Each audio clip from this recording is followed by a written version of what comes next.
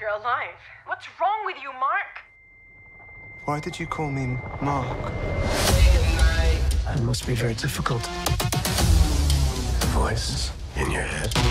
The moon has risen. Moon Knight promised to finally bring supernatural horror and weirdness to the MCU, but did it deliver? We're talking about that today as we explain the stranger aspects of Episode 1. From where I'm standing, Moon Knight is best enjoyed one of two ways: knowing and loving the character, or understanding absolutely nothing as a pristine blank slate. You're here, so I'm guessing you're from column B, or maybe you're just bored and watching videos online. Either way, let's break it down. Where do these characters come from, and just what the heck is going on? We've got you covered. But be forewarned, viewer, there are spoilers ahead, so if you haven't seen the Moon Knight premiere, or if you just hate hearing people talk about stuff you already know, now is the time to hijack a cake truck and hit the bricks.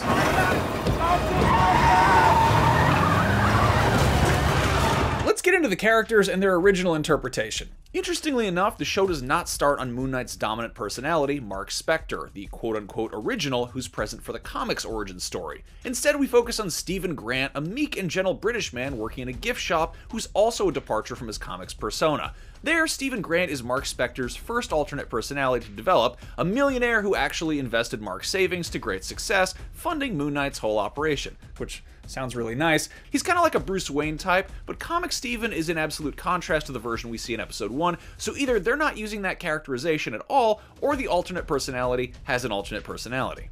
While Stephen is our anchor and the show's focal point, he probably isn't in the story's reality. It seems like we'll really come to distrust the main character's perspective, which is probably the right move in a story centered on somebody with severe identity disorder.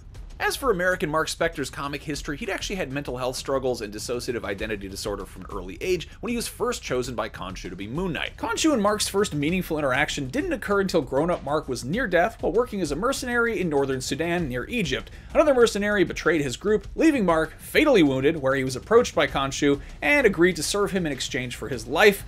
Reinvigorated, Mark kicked everyone's ass and saved himself and his allies, and then after that, he made good and became Khonshu's avatar while his alternate personalities worked together to make Moon Knight's operation successful. Mark is known to be the dominant and main personality, so it's an interesting choice for Marvel's new show to start on Stephen. This is a story that's told in Reflections, which is a very good way to hint on perspectives and the opposing personalities inhabiting our very unreliable narrator slash main character's body. We know that there are two of them now, but there are three images here, which is almost suggesting that there are more that we haven't met yet. There's also street smart cabbie, Jake Lockley. There's the dashing Mr. Knight. There's Batman. No, probably not Batman. That would be a real legal issue. And on that note, while we know who the American accented voice is, just who is that F. Murray Abrahamish vocalization we hear? Go back to sleep, worm. Hello? You're not supposed to be here. Before we get into Khonshu, I should first explain that the Egyptian Aeneid here is a lot like the Norse pantheon from Thor. While they're similar to mythology from our world, the Marvel versions of these characters are their own thing. In this case, the Aeneid is from a pocket dimension, kind of like how Thor and Loki are more like aliens than they are Earth gods. Hi.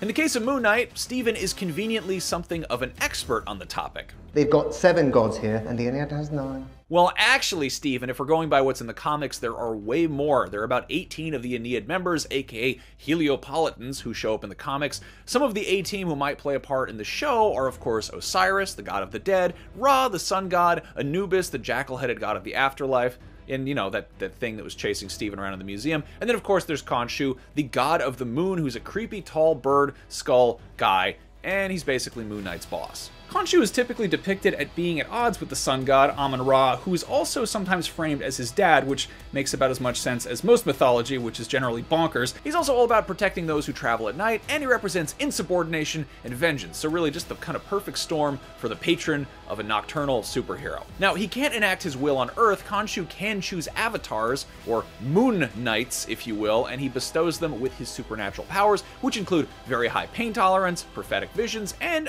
effective immortality, which seems like cheating, but whatever. Avatars. Blue people. Love that film. By Avatar. You mean that? What I mean. Anime. Stephen.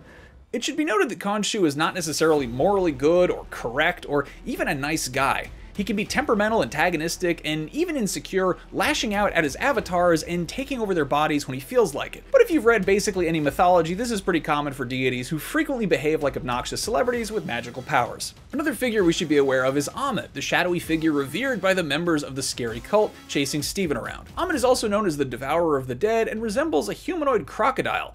The comics version of Ammit is actually not a god, but rather a sphinx. She's pretty obscure and not associated with Harrow, but some other relatively obscure characters. So could this be a different Ammit? No, and here's why. Harrow carries around a crocodile-headed cane, and he uses it in a pretty well-known ritual called the Weighing of Souls, or the Weighing of Hearts. Ammit is strongly associated with this, judging a deceased human soul by weighing it against a feather and rewarding the virtuous with a nice afterlife, and then devouring the crap out of anybody else, like this lady who probably hasn't even done anything that bad.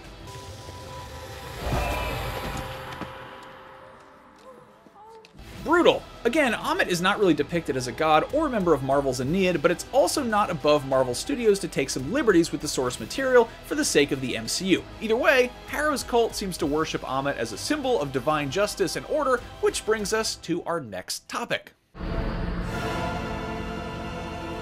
There's chaos in you. Ethan Hawke plays Arthur Harrow, depicted so far as the scarily obsessive leader of some kind of dangerous zealot group centered on the deity Ammit, who we just told you about. In the comics, he's truthfully not Moon Knight's main villain, or anyone's really. He's a pretty minor character. In the comics, Dr. Arthur Harrow is a Nobel Prize nominated scientist who specializes in pain. That isn't necessarily bad or evil, but it turns out he'd been conducting excruciating tests on unwilling human subjects, which is a method of research favored by Nazi scientists and generally considered to be super duper f***ed up by everybody else. A non-evil scientist named Dr. Victoria Grail got hip to Harrow's villainous quackery and teamed up with Moon Knight to give him a proper peer review. And just like that, Harrow was never heard from again. It's also worth noting that comics Harrow suffered from trigeminal neuralgia, which paralyzed half of his face. The MCU version of Harrow doesn't show signs of either parts of this comics version's history yet, aside from some amateur pain research by putting glass in his shoes. So again, either that's going to come up later, or the MCU is giving him a whole new spin, but now you know. The broken glass shoe scene itself is a pretty stark introduction to the entire show, which Ethan Hawke actually came up with himself. And what's his secret? You know, if you could see behind closed doors, what's he doing? And I thought, oh, he's pouring glass in his shoe and listening to Dylan. that's a weird character. That's a guy I want to get to know. Note to self, that is not a guy I would personally like to get to know, but that was the basis of creating Moon Knight's own version of Harrow, according to director Mohamed Diab. Ethan came up with this scene. That's the moment when I realized, and he realized, okay, I know that character. I understand him very well. He is not a trickster. He's not a false prophet. He's a prophet that is on the wrong. Harrow thinks he's saving the world. He thinks he's going to heal. I mean, he thinks he's Saint Harrow, you know? And that, of course, is his problem. When anybody thinks they're a saint, kick them out of the room, you know, immediately. Because his great problem is probably his spiritual pride, so to speak.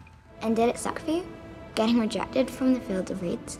Well, that don't make sense, because I'm not dead, am I? Now's the part of the show where we run down all the Easter eggs we spotted in this episode, and there weren't really a ton, but considering how much the Moon Knight trailers seem to pull from this first episode alone, it seems like a lot of what happens in the coming episodes is being kept tightly under wraps, like a mummy. There weren't any overt callouts to the MCU that we could spot, but there was one smaller connection. Two members of Marvel's Aeneid are Bast and Sekhmet, both of whom are mentioned by T'Challa in Black Panther in his explanation of the Wakandan interpretation of earthly death. In the comics, these two, the Panther God and the Lion God respectively, are revered in Wakanda. This could connect Moon Knight to the MCU later on. Avatar is mentioned, referring to both the James Cameron movie that Walt Disney's Animal Kingdom has an entire land dedicated to, and the Nickelodeon cartoon which Disney has not yet acquired the rights to. Hopefully they do not. I don't know. We'll see. While driving in the Getaway dessert truck, Wake Me Up Before You Go Go by Wham is playing, which is one of several needle drops of songs that somehow relate to sleeping or dreaming or that whole type of thing, which is a nice nod to Mark's whole sleep disorder and all of his nocturnal missions.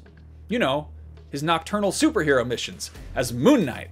What did you think I said? Layla and Duchamp are the only names in the Hidden Razor flip phone. While Layla seems to be a new character, she could maybe be based on another Moon Knight character, Lila, a mafia-trained killing machine, and then some rumors are saying that she's Layla Miller, a mutant character who was crucially important in House of M, and that would be kind of a stretch since she has no connections to Moon Knight, but considering that Wanda Maximoff is getting messy with the multiverse and other corners of the MCU, and Layla Miller's superpower involved resurrection, you never know. Neither Layla theory is too solid, but Duchamp seems like it's probably Jean-Paul Duchamp, Mark's friend from his mercenary days, who acts as a loyal confidant and also Moon Knight's helicopter pilot. Despite his namesake being a thing that is in the sky, Moon Knight can't actually fly, so I guess having a helicopter friend is useful if you want to make a more dramatic superhero entrance, which is more exciting than pulling up in an Uber. Anyway, what did you think of the Moon Knight premiere, and which is your favorite Avatar? The one that M. Night Shyamalan butchered, or the ones where the big kitty people do kissing with their weird ponytails by that big tree? More importantly, more related to Moon Knight, what does Arthur want with the scarab? Let us know in the comments, and as always, thank you for watching this episode of Cannon Fodder. For more Marvel, check out our video on 5 places that Daredevil might pop up in the MCU. My guess is either on a rooftop or from behind a garbage can. The video has better theories than I do. Anyway, don't forget to follow and subscribe to IGN wherever you like to watch. We will see you next time, true believers. Excelsior.